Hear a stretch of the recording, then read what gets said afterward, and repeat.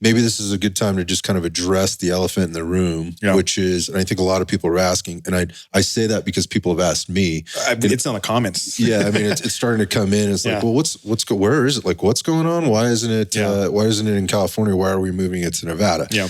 And so I'll just ask that question and let you answer it so people know. Yeah.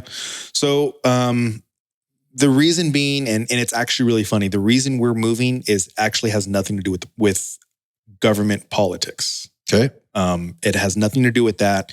It has more to do with the event has grown to a good size, to a point where I think we've done as much as we really could at Burro. And Burro Canyon has been one of the best ranges as far as facilitating and helping us get to this point. But we needed to move to, how can we make this better?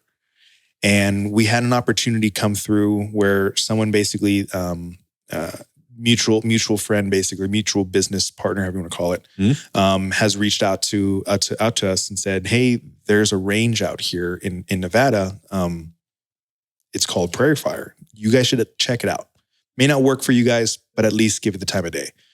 So we did. And as soon as we got on property, we realized this is the place we want to keep it going, and this is the place we want to do. And once again, it's, we're not trying to say we're leaving California. I mean, I get we've left quote unquote California, but it's not, we didn't leave it because there's political issues. We left because we needed to find an opportunity to be able to grow it. And we've done as much as we could with the ranges that we have available to us out there. So that's really what it comes down to. It's just bigger opportunities are on the horizon for us, and I'm honestly very excited for it. Yeah, me too. So we're going to get into Prairie Fire here. I think what you just said there was very sort of became obvious to me last year in the event, in both the planning phase, which I wasn't a huge part of, but I got kind of I got a little more of an insight to it towards the end, and what Burro just outgrew Burro Canyon. Yeah. And in terms of what could be provided. And I think even like instructors and participants kind of started to feel that too, because they're like, well, this thing is kind of spread out now. There's way more people than there were. We were trying to do tons of things, which was the whole plan. Yeah. It was just kind of like, we're trying to make that fit at Burro. Yeah. And it just wasn't. It was starting to get problematic. Exactly. Yeah. So anyway, that's the simple answer for people that are asking. It's not, you got kicked out. The feds are watching you. No one's looking for us. No one, somebody got arrested. I mean, if you want to go down the road, the people, there were people, like Forest Service, they all knew we were up there, and they browsed my profile, but it wasn't because they were in trouble. It's because they wanted to be part of it. Yeah. Like, we had a lot of conversations with those kind of things. So it's pretty cool. Yeah. It's federal. It's national forest up there. So correct. It's federally owned land, and Burro leases that property. Correct. Which presents limitations. And then, I think one of the other things, and I'll just be honest about it, some of the things I think is annoying a lot of people that are using that as their main place to shoot is all the construction that's been going on up there, and the unpredictability of actually getting up there, and then getting in and getting out. And then the range has been rearranged a couple of times as a result, because they may not really have full control over all that stuff. So anyways, so that brings me over to the other side of the table, and Adam, who's really been tasked with being the project manager and I would say concierge to this thing, point person, for this thing. So maybe just talk about Prairie Fire, sure, and then we can get into you, because I think you got an interesting story I heard a little bit about today. I want to talk about it. Sure, yeah. No, I mean, you mentioned some things that kind of piqued my interest. First, ease of travel, right?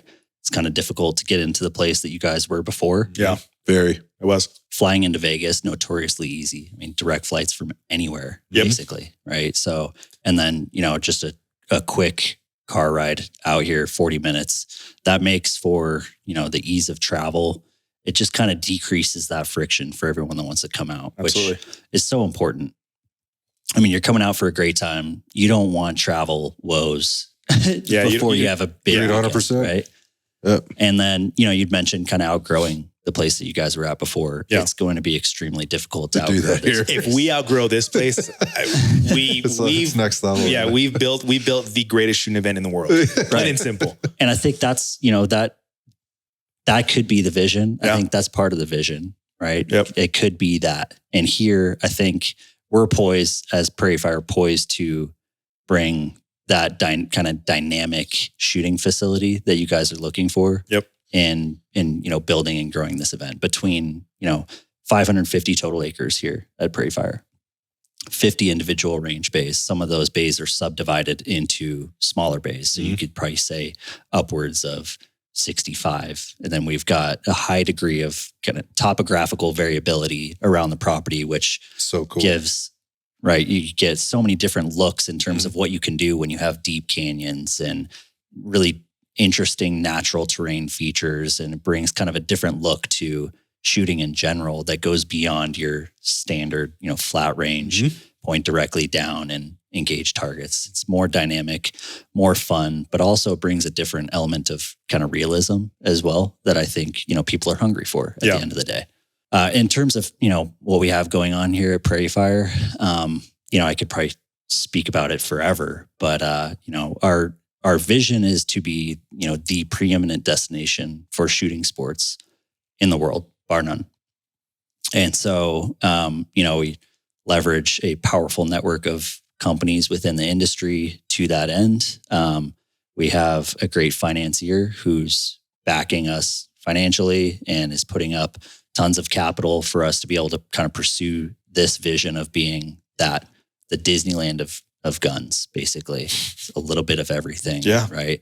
And just kind of, not just having everything, but kind of the magic that, people found in Disneyland. It's not my favorite comparison, but at the same time, it's such a relatable. It's so relatable because there's almost a mysticism behind Disneyland and what kind of captivated people with Disneyland. That's kind of the vision for this place. When you step on the property, it's like the 4th of July every day, right? It's a true American's dream for where they want to spend their free time.